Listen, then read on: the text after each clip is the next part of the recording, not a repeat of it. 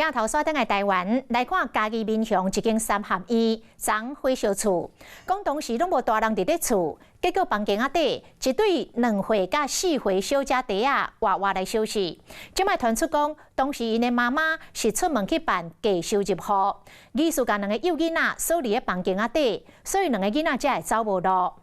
亲友今仔日是替囡仔的爸母来发声，讲绝对袂调故意甲囡仔等咧锁伫咧厝内。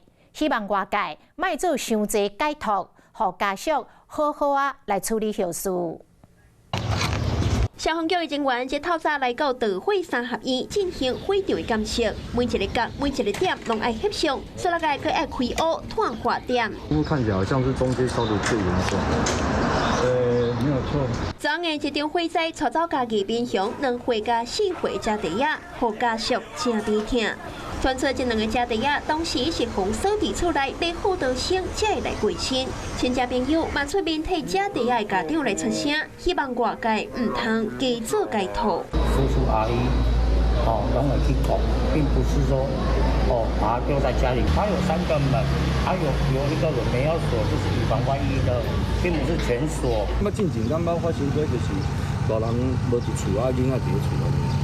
我唔捌拄着。家属安怎嘛想袂到，离开做举办假收户的资料，搁倒来竟然和2个幼囡仔永远分开。